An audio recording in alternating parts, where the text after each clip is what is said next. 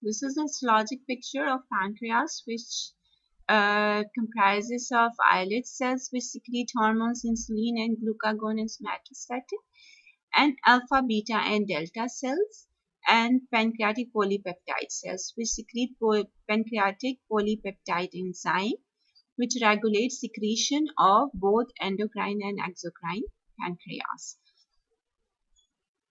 And somatostatin that has inhibitory effects on insulin and glucagon, and it has inhibitory effects on stomach and intestine as well as. And there are epsilon cells which make ghrelin enzyme, and that is which causes increased appetite and hunger. Diabetes mellitus is a metabolic disorder that is characterized by hyperglycemia. 20 million people are diagnosed with diabetes mellitus in the USA, and 1.5 million are diagnosed per year. 150 million people are affected worldwide. It is a chronic disorder of carbohydrate, protein, and fat metabolism, and that is correct. It has long-term complications that affects the kidney, eye, nerves, and blood vessels. How to diagnose diabetes mellitus? Blood glucose level is normally maintained between 70 to 120 milligrams per deciliter. Diabetes mellitus is diagnosed by demonstrating blood glucose more than 200 milligram per deciliter, that is random, or fasting blood glucose level more than 126 milligrams per deciliter more than one time, or postprandial glucose more than 200 milligrams per deciliter, that is 2 hours after standard oral glucose tolerance test, that is after standard carbohydrate load.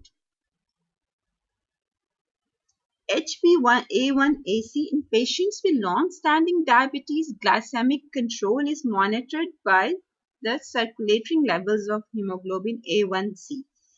A1c is a glycated modification of hemoglobin that occurs in the presence of glucose metabolites non-enzymatically.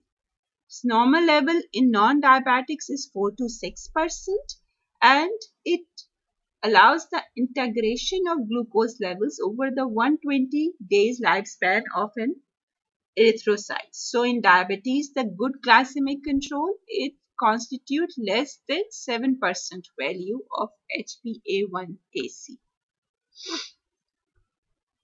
There are two types of diabetes mellitus, type 1 and type 2. Type 1 has a genetic cause, and it is an autoimmune disease and is characterized by destruction of beta cells by autoantibodies. And it presents in juvenile age, childhood, before 20 years of age. There is beta cell depletion with absolute insulin deficiency, and the patients are non-obese. Type 2 diabetes mellitus has a genetic predisposition but is different from type 1. It is not an autoimmune disease, and it presents in adults, or it's like maturity onset age, like 40s and 50s. Insulin levels may be low, but there is relative insulin deficiency. Peripheral resistance to the insulin develops, that is the main factor, and with that, inadequate compensatory release of insulin from beta cells, and the patients are usually obese. Diabetes mellitus, the manifestations are basically due to altered metabolism. Patient presents with polydipsia, increased intense thirst, polyphagia, increased appetite, and polyuria, increased urination. That results in loss of electrolytes and water, and the patient presents with dehydration. Complication of type 1 diabetes mellitus is diabetic ketoacidosis. That is, in patients with type 1 diabetes mellitus, there is severe insulin deficiency, and that results in relative increase in glucagon. Excessive release of free fatty acids from fat metabolism and hepatic oxidation generates ketone bodies, and they could lead to life-threatening systemic metabolic ketoacidosis. In type 2 diabetes mellitus, ketone body formation is rare, as there is the production of insulin, and this is maintained, and the patient presents with non-ketotic hyperosmolar coma due to osmotic diuresis and loss of electrolytes in water, and it presents with dehydration.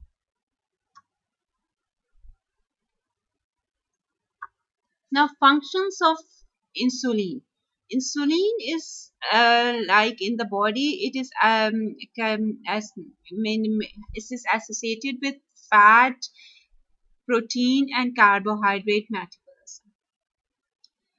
In fat metabolism, it increases the glucose uptake into the cell, and that increase lipogenesis, and it decrease lipolysis. And in muscles, it increase glucose uptake and increase glycogen synthesis as a result, and increase protein synthesis. And in liver, it decrease gluconeogenesis, increase glycogen synthesis, and increase lipogenesis.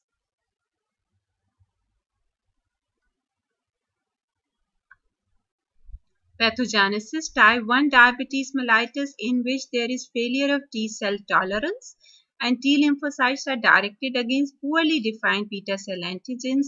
CD4 T lymphocytes release certain cytokines, tumor necrosis factor, and interferon gamma, that activate the macrophages and cause killing of the destruction of beta cells. And CD8 T lymphocytes causes direct killing. Autoantibodies also play their role, which are directed against beta cells of the pancreas. And there is inflammatory infiltrate that results in chronic inflammation and insulitis of beta cells of pancreas. Type 2 diabetes mellitus is a multifactorial disorder that is associated with genetic causes and environmental factors like diet, sedentary lifestyle, obesity, and there is increased insulin resistance to the action of insulin, and that results due to dysfunction of beta cells, which are unable to adapt to the long-term demands of insulin resistance. Maturity onset diabetes of the young. It has multiple types and accounts for 2 to 5% of the diabetics. There is a genetic beta cell defect that affects the beta cell mass and insulin production without beta cell destruction. Multiple genetic mechanisms play their role, especially glucokinase mutations, which accounts for phosphorylation of glucose to glucose 6-phosphate. The causes of maturity onset diabetes of the young are heterogeneous, and they are typed by it's basically an autoimmune dominant inheritance with high penetrance, and it presents an early age, like before 25 years of age, in the absence of obesity and in the absence of autoimmune antibodies.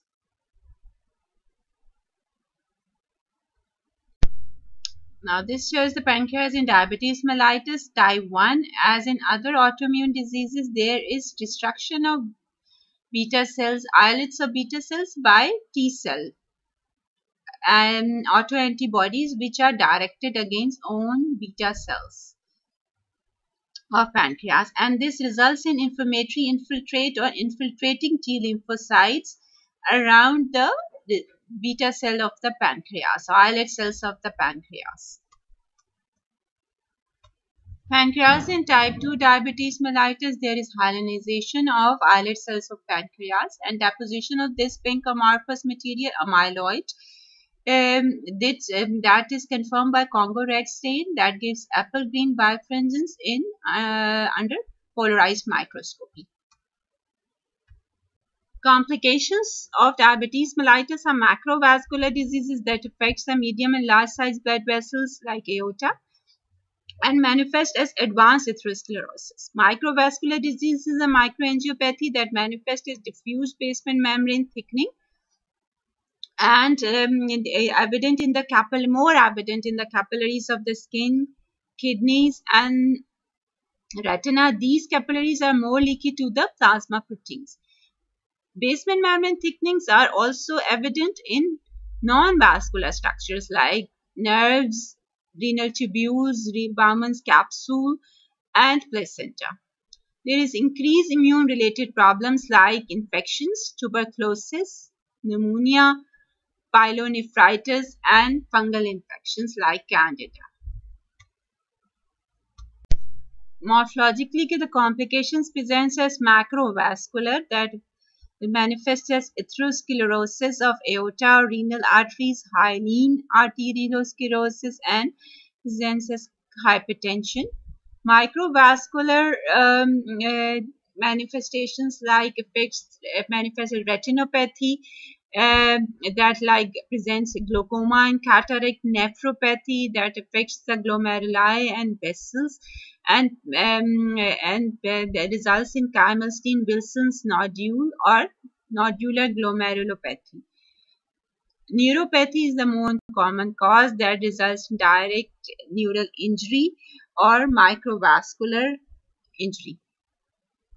Infections are more common like viral infections, fungal infections, candidal infections, and bacterial infections like pneumonia. Complications of pathogenesis of complications of diabetes mellitus are through formation of advanced glycation end products, which are formed through interaction of non-enzymatic interaction of amino acids with glucose-derived metabolites. Advanced glycation end products bind with receptors on the vessel wall and inflammatory cells that leads to pro-inflammatory cytokine release and generation of reactive oxygen species that results in increased procoagulant activity and enhanced vascular smooth muscle cell proliferation and matrix synthesis.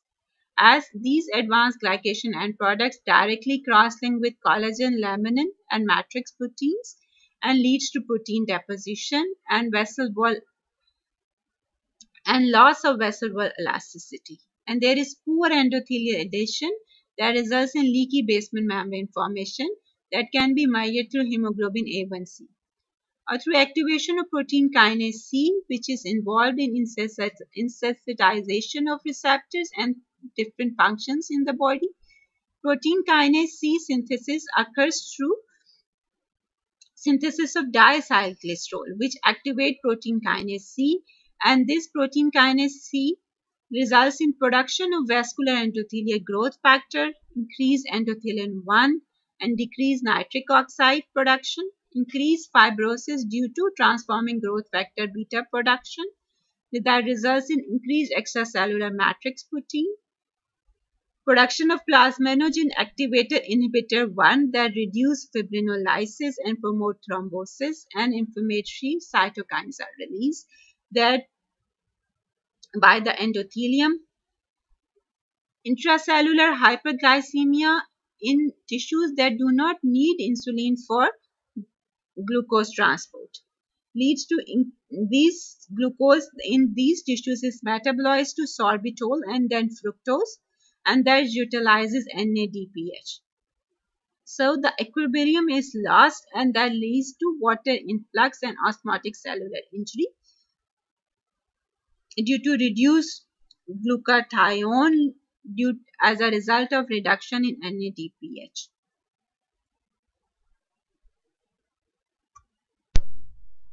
Macrovascular disease and diabetes presents as atherosclerosis of aorta.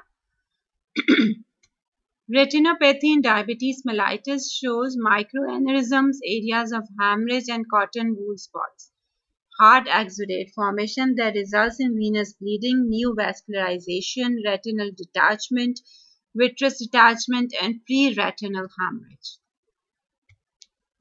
This is on the left, this is the normal fundoscopic appearance of retina, while on the right you can see the formation of new vascularization, cotton wool exudate. Diabetic nephropathy results in nodular glomeruloscosis or Kymelston-Wilson nodules, in which the glomeruli shows this matrix, PS positive matrix nodules entrapping the mesangial cells of the glomeruli. This is the characteristic presentation of kidneys in diabetic nephropathy, that is nephrosclerosis. There is a lot of cortical scarring. This is the electron microscopic picture which shows glomerular basement membrane thickening in diabetic nephropathy. Diabetic nephropathy, which shows diffuse mesangial sclerosis, in which the sclerosis of fibrosis is stained blue by trichome stain.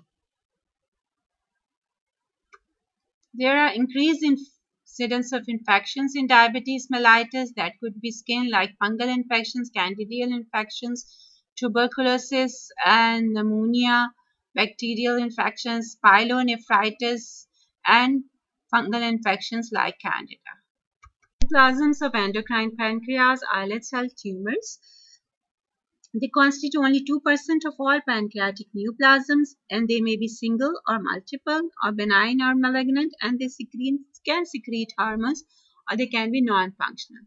Beta cell produced insulinomas that are most common islet cell tumor. Alpha cell leads to glucagonomas that are rare, and delta cells to somatostenomas, which are also rare. Gastrinomas are basically the Zollinger-Ellison syndrome due to increased production of gastrin, and they results in increased acid production and gas formation of duodenal ulcers. Mostly the insulinoma present as a solitary lesion that is encapsulated and to almost size of a 2 centimeter. This is the cut surface which shows an well circumscribed and encapsulated gray white tumor